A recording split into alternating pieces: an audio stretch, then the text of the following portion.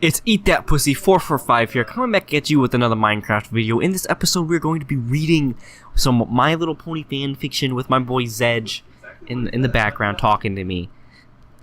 Fuck yourself, Zedge. Alright.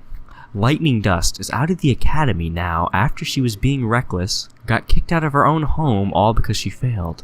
She had no hope, no purpose, no home. She was roaming into the streets of Cloudsville one night with her bags on her back and her head looking at, the floor like she was a failure. She left Cloudsville because she couldn't take it anymore of her dream being crushed. She opened up her wings and soared in the air. She flew through the cold wind blowing on her face. The clouds were not that thick, more like mist. Lightning Dust continued to fly through the air down south, seeing the ground beneath her. She could see a lake beneath her. She was so thirsty and didn't have enough water, so she dashed up to the ground to get a sip. She crashed into the ground with her heavy bags on her back. Lightning hurt her right wing so she couldn't fly for the rest of the night. Lightning Dust started to walk around the area for a while. She couldn't see anything because it was pitch black.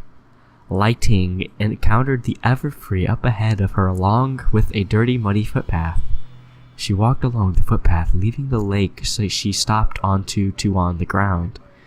When Lightning entered the forest, it became more blacker and blacker by the second. Niggers. She kept walking for minutes which felt like hours. Dust smelled something rotten close to her golden striped mane, which were timberwolves. She couldn't fly, so she had to run. While she was running, her bag slowed her down, so he chucked the bag hard onto the ground. Lightning Dust kept running and running, going deeper and deeper into Andrew Paw's gaping asshole. Lightning Dust stopped noticing she was lost, and speaking of the lost, where the timber was lost on her too. Lightning stopped noticing she was lost, and speaking of lost, the Timberwolves lost her too.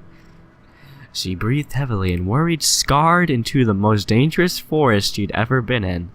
She started to walk among the Everfree with trees in a straight line. No animals in the forest, she could see only the dark green leaves. Lightning continued to walk for hours, not knowing what time of day it was until she saw light. She ran to the light, which was becoming closer and closer and closer and closer.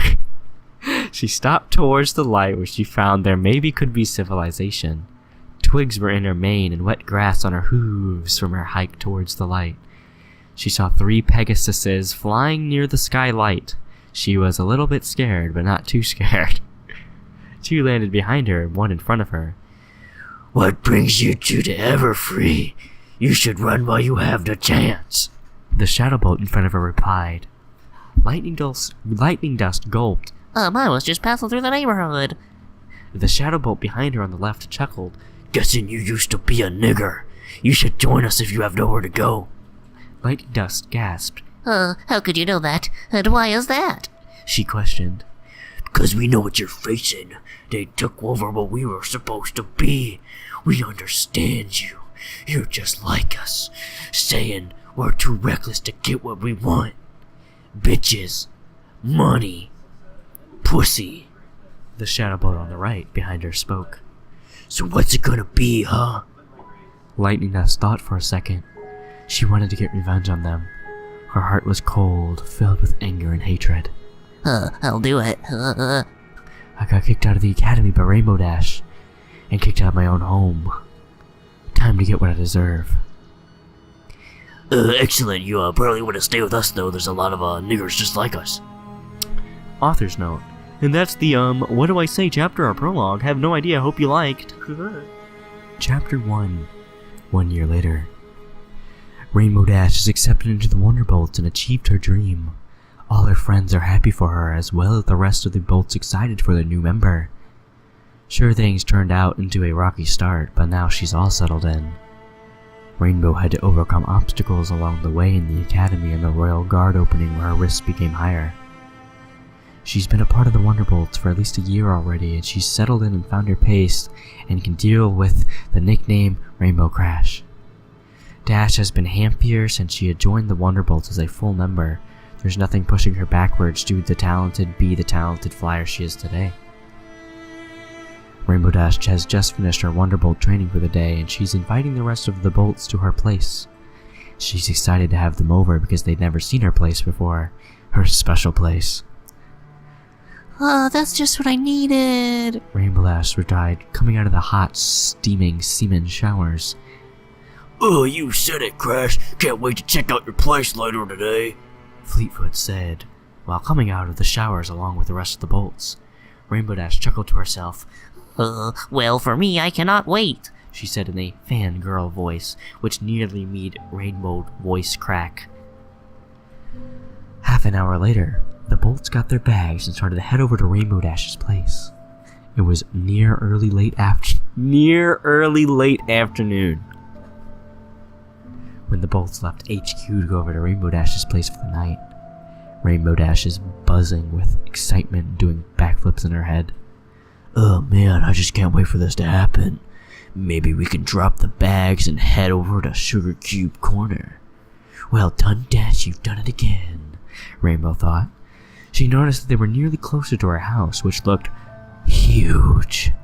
Oh wow, Crash, I was starting to think your place was small like my dick, but it's really big.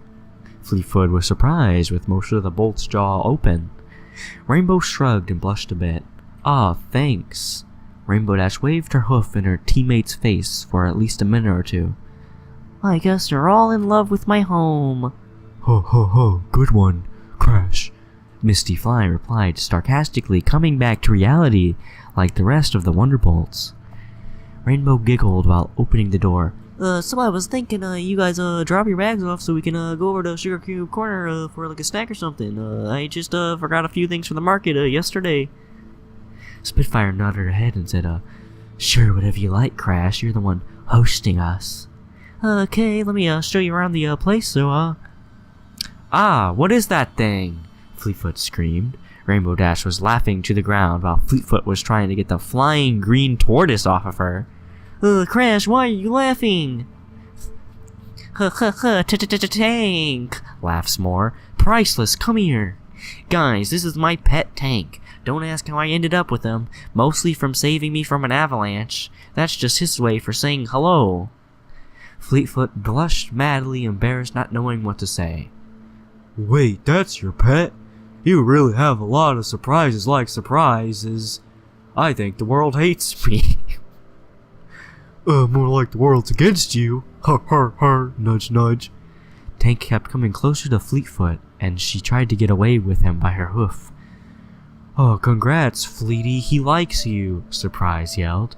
Fleetfoot sighed in defeat from her enemy, which was a tortoise. The bolts didn't need long to settle in and drop their bags in her rooms that Rainbow showed them. Rainbow took them on a house tour so they knew where things were, so it wasn't much asking where's where. Fleetfoot was not getting used to Tank cuddling up to her. Usually Rainbow and Spitfire would just giggle if they saw Tank cuddling up to Fleetfoot. Rainbow didn't mind if Tank did that to visitors. The team decided they wanted to go over to Sugar Cube Corner for a treat. And that's it for chapter 1. Bam! Also check out my blog post and art for other chapters, yeah? For some reason I felt like this is rushed, not sure why. Guess it's because it's a short chapter. No, because you're a fucking idiot and you just rushed everything.